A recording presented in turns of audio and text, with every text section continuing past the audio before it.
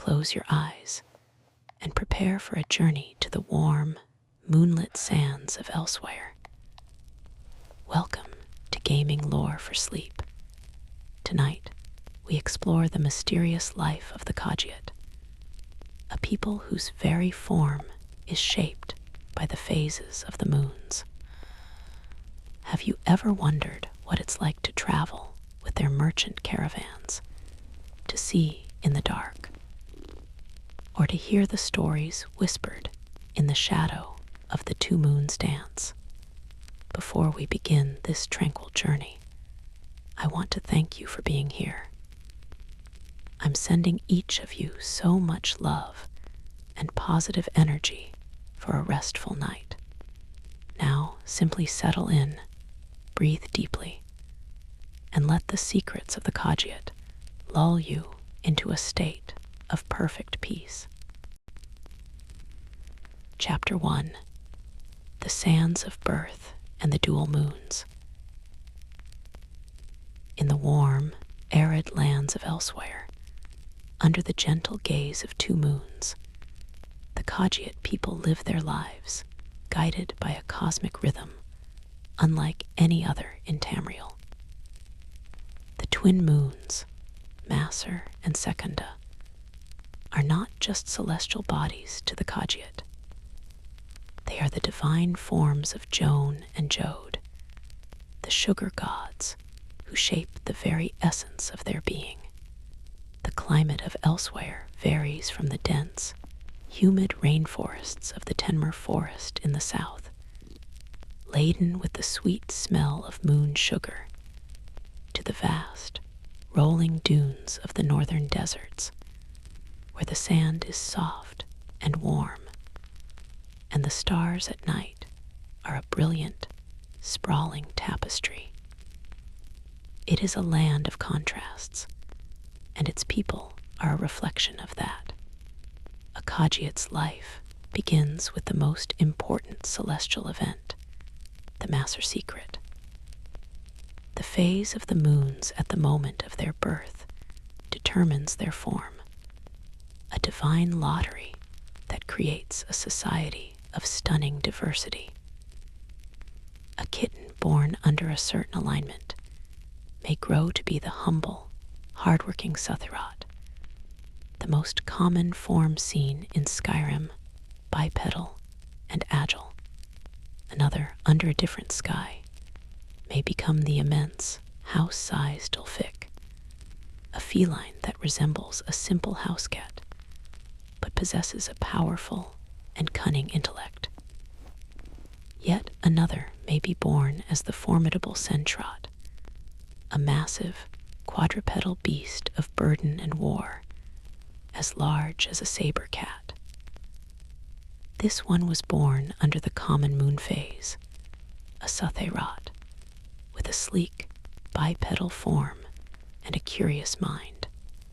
Their early life is spent in communal litters, tumbling and playing in the sun-dappled sands or the lush jungle floors.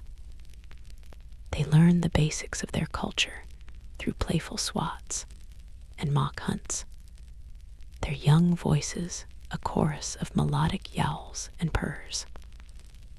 The most important lessons are woven into stories told by the clan mothers, wise old Khajiit whose fur is frosted with age.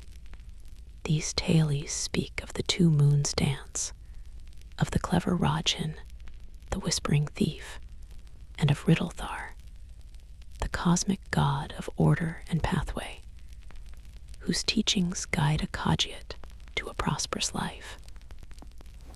They learn that every Khajiit has a role to play, and that all forms are necessary and sacred. The first true scent that imprints on a young Khajiit's soul, beyond mother's milk and warm sand, is the sweet, intoxicating aroma of moon sugar.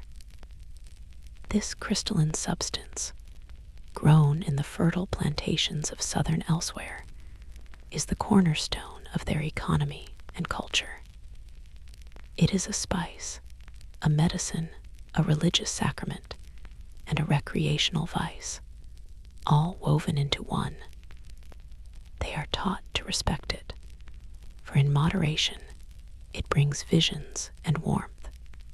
In excess, it leads to the skumaden, a place of listless dreams and slow decay. This one learned early to appreciate its sweetness, but to fear the lethargy that follows. As they grow, their unique physiology begins to fully manifest. Their eyes develop the iconic vertical slit pupils, granting them the gift of night eye, allowing them to see clearly in darkness that would blind a human. Their bodies become lean and incredibly agile, built for silent movement and acrobatic grace. Their most famous trait, the tail, is not merely for balance. It is a barometer of their mood, twitching with curiosity, lashing with anger, or curling contentedly around their legs when at peace. Their soft fur provides warmth in the cold northern holds of Skyrim and protection from the harsh sun of their homeland. The final, and perhaps most defining, characteristic is their voice. It is a soft, melodic purr, often laced with a sibilant hiss on certain syllables, a remnant of their ancient feline tongues. They speak in the third person, a linguistic tradition that reflects their worldview, a concept of self that is intrinsically tied to their name and their actions. This one believes, or Jadar saw the bird, they might say. It is not a sign of ignorance, but a grammatical structure that emphasizes the speaker as an actor in a larger story. Their names, too, are poetic, often featuring apostrophes that represent a silent pause, a breath in their musical language. Names like Rissad, Majhad, or Karjo. When they come of age, a Khajiit must choose their path. Some remain in Elsweyr, tending to the moon sugar fields, joining the tribal guards, or becoming priests of the temple of Two Moons dance. But many feel the call of the wider world, the urge to travel and trade, to see the snow-dusted peaks of Skyrim, or the gleaming white towers of the imperial city. This one felt that pull, the desire to walk the long roads and see what lies beyond the dunes. With a pack filled with fine silks and a small, personal supply of moon sugar, they said farewell to their litter mates and joined a merchant caravan, setting out to make their fortune under the watchful eyes of Jone and Jode. Chapter 2: The Endless Road of the Merchant Caravan. Life on the road for a Khajiit caravan is a nomadic existence, a cycle of travel, trade, and cautious rest. The caravan is a mobile village comprised of large, covered wagons pulled by patient, sturdy Sench tigers or humble horses. The wagons are homes and warehouses combined, filled with rolled-up rugs, bolts of fine cloth, precious spices, and always carefully guarded chests of moon sugar. The air within is a rich tapestry of scents: leather, dust, dried foods, and the faint, ever-present sweetness of their most valuable commodity. The daily rhythm is set by the sun and the security of the path. They travel from dawn until late afternoon, the caravan master scanning the horizon for both opportunity and threat. The Khajiit walk with a rolling, graceful gait, their padded feet making almost no sound on the dirt road. Their ears constantly swivel, tracking the sounds of the wilderness, the call of a bird, the rustle of a wolf in the brush, the distant rumble of a giant's footsteps. They are ever vigilant, for the roads of Skyrim are dangerous, and many Nords view them with suspicion and distrust. When they make camp, it is a well-practiced ritual. The wagons are arranged in a protective circle, a temporary fortress against the night. A small, controlled fire is lit at the center, its light and warmth a comforting beacon in the vast wilderness. Duties are assigned. Some see to the cinch, brushing their thick fur and feeding them great slabs of meat. Others prepare the evening meal, a simple stew of dried meats and hearty vegetables, always shared communally. This one's duty was often to stand the first watch, their night eyes scanning the tree line for movement. Trade is their lifeblood, and they are masters of the art. When they approach a city, they are often forced to set up their wares outside the walls, forbidden from entering by the wary guards. They lay out their goods with a theatrical flourish, fine silks from Hammerfell, intricate jewelry from their homeland, and rare potions. They speak in soft, persuasive tones, their speech a river of polite honorifics and clever bargaining. Perhaps the fine Nord would like to feel this silk. It is as soft as a cloud. Or, this one has an amulet that would bring the warrior much luck in battle. They read a customer's desires in the flick of an eye, the set of a jaw, and tailor their pitch accordingly. The relationships within the caravan are as close as blood. They are a family forged by shared road and shared risk. In the evenings, after the meal, they might share a pipe of moon sugar, the sweet smoke curling up into the starry sky as they share stories. They speak of successful trades, of narrow escapes from bandits, and of home. An older Khajiit might play a soft, haunting melody on a reed flute, a song of the warm sands and twin moons, a sound that brings a touch of Elsweyr to the cold Nordic night. Despite their friendly demeanor, a Khajiit is never truly unguarded. They are natural pragmatists.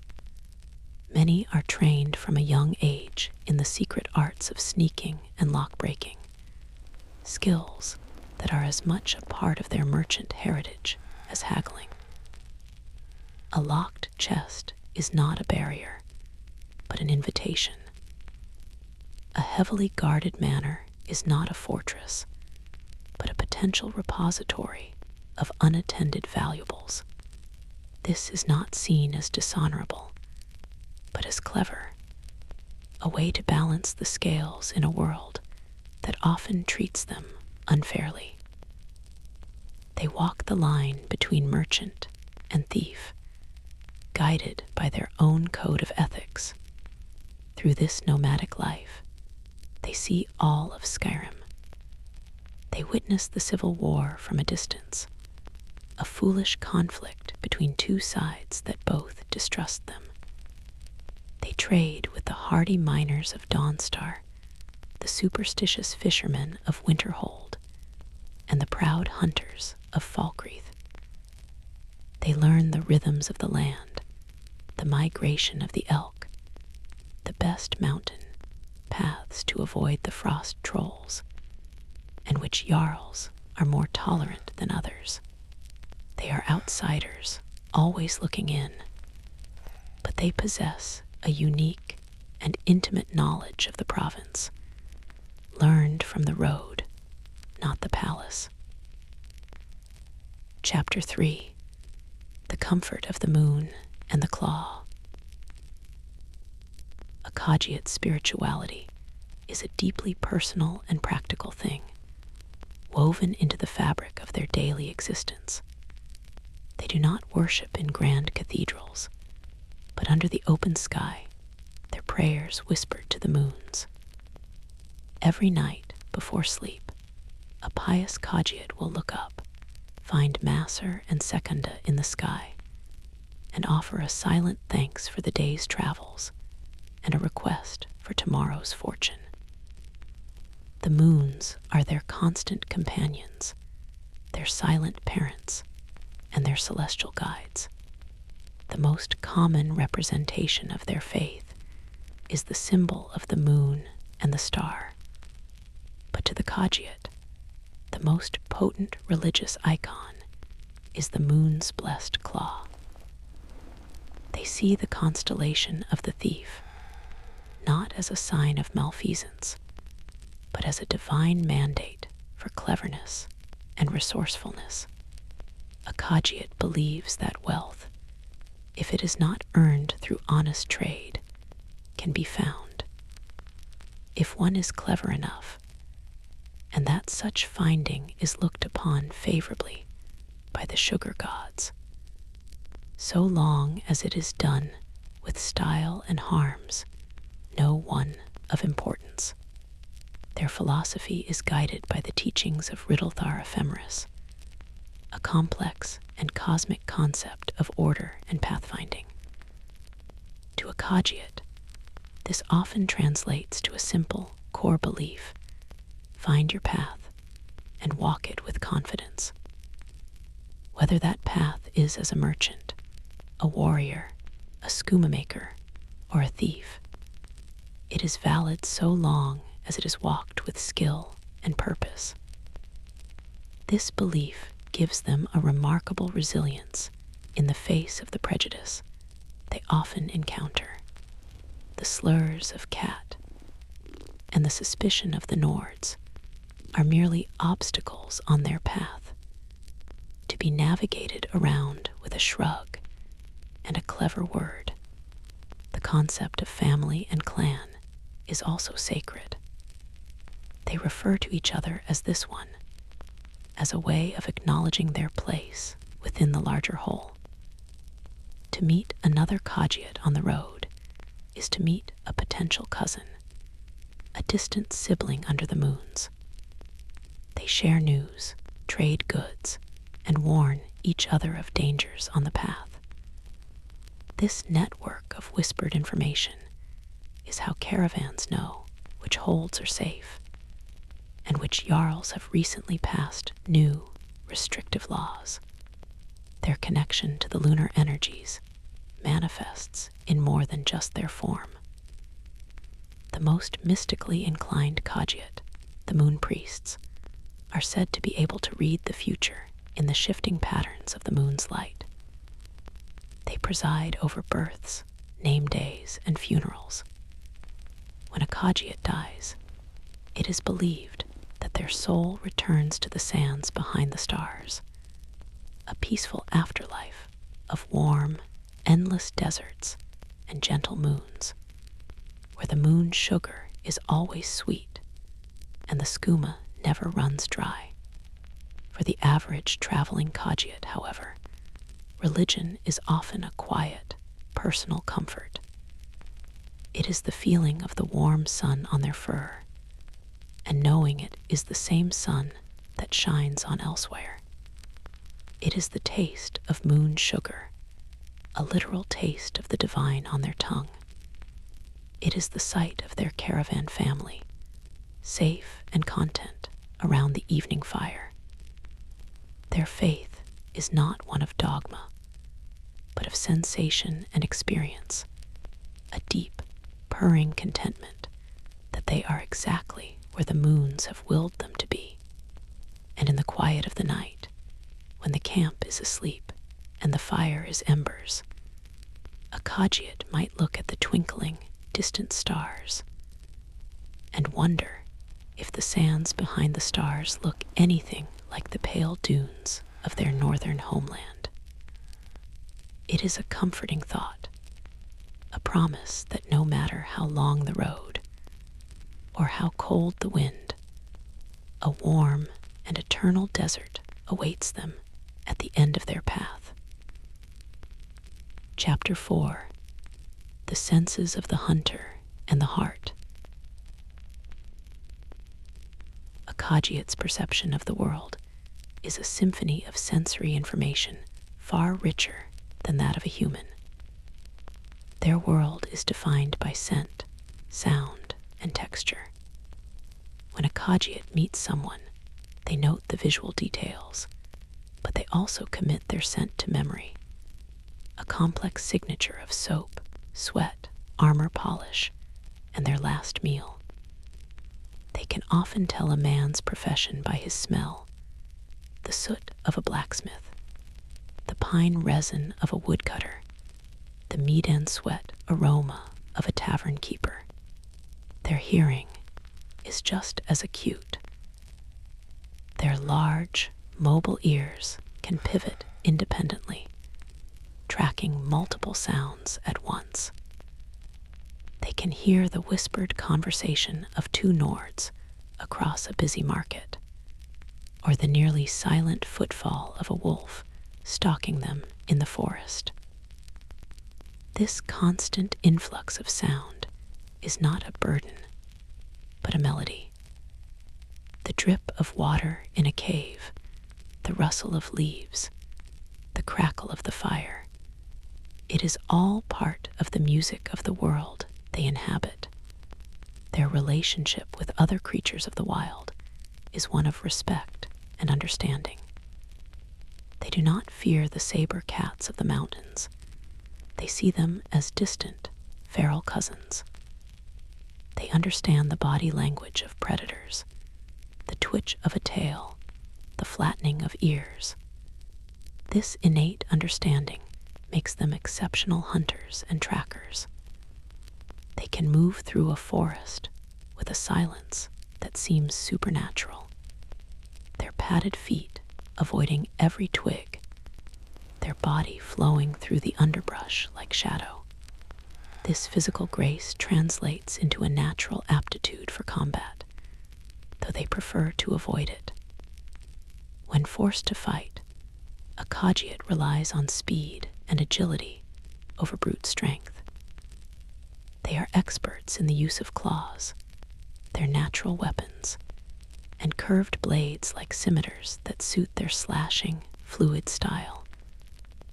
They will dart in, strike a quick, sharp blow, and leap back out of range, a frustrating opponent for a heavily armored, slow-moving Nord warrior. Emotionally, a Khajiit is often misunderstood. Their facial expressions are more subtle. Their purring can signify contentment, but also deep thought or even anxiety. The lashing of a tail is a clear sign of agitation, while a tail curled around the legs is a sign of unease or submission. When a Khajiit gives their loyalty, it is a fierce and lasting thing. The famous Khajiit warrior, Karjo, speaks for all his people when he says, "I will be your shield, your sword, and your cloak in the cold, if you have earned his trust." They have a deep appreciation for comfort. The feel of warm sand, the softness of a fine rug, the warmth of a sunbeam on a cold day. These are simple, profound pleasures. After a long day on the cold, hard road of Skyrim, there is no greater joy for a Khajiit than to find a warm spot by the fire, curl up with a full belly, and listen to the familiar sounds of their caravan family, purring softly in the dark. And in their dreams, they often return to Elsweyr. They dream of the scent of flowering moon sugar, the feel of the warm Tenmer soil under their feet, the taste of fresh Jaren root.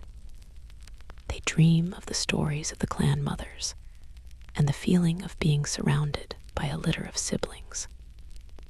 These dreams are a comfort, a touchstone of identity that the cold prejudice of Skyrim can never tarnish. They are a reminder of who they are and the warm, sweet land that will always be home. Chapter 5. The warm sands of home and the distant stars. For all the miles they travel and the wonders they see, the heart of a Khajiit always yearns for Elsweyr. The memory of home is their most treasured possession, a mental locket they carry with them into the snows. It is the memory of the air, so much warmer and drier than Skyrim's bitter chill. It is the memory of the vibrant colors, the red sands, the deep green jungles, a stark contrast to the gray stone and white snow of the Nordic holds. The ultimate goal for most traveling Khajiit is not to settle in these foreign lands, but to earn enough coin to return home in style. They dream of buying a small plot of land, perhaps with a few moon sugar plants, or opening a small shop in a bustling city like Senchal or Corinth. They dream of sharing their wealth with their clan, of being the one who provides for the litter, of being remembered as a successful and clever Khajiit. Their view of the other races is one of gentle bemusement. They see the Nords as loud, strong, and honorable, but also stubborn and simplistic. The Imperials are clever and organized, but too rigid. The Altmer are haughty, the Bosmer too wild. To a Khajiit, everyone else is walking a path, just as they are, but most are walking it with blinders on, unable to see the opportunities and beauties that lie just off the main road. As they age, a Khajiit's fur may lose its luster, their steps may lose a little of their spring, but their wisdom and cunning only grow. An old Khajiit is a repository of stories, trade routes, and forgotten secrets. They are respected figures in the caravan, their advice sought on everything from the value of a gem to the best way to navigate a political dispute with a local jarl. They have seen it all, and their purring laugh carries the weight of centuries of experience. And at the end of their long road, when their 9 lives have been lived and their path is complete, a Khajiit faces the end not with fear, but with a quiet curiosity. They believe their soul will be gathered by the moons and carried on a soft, warm wind to the sands behind the stars. There, they will be reunited with their clan, with all the litters that came before them. There, the sun is always warm, the moon sugar is endlessly sweet, and the sound of purring fills the air like a gentle thunder. So as you drift to sleep, imagine the soft, rolling gait of the Khajiit caravan, moving silently under the twin moons. Imagine the warm, sweet scent of moon sugar on a soft breeze, and the comforting sound of a contented purr in the dark. Let this image soothe you. Let the thought of warm sands and gentle cats guide you into your own dreams.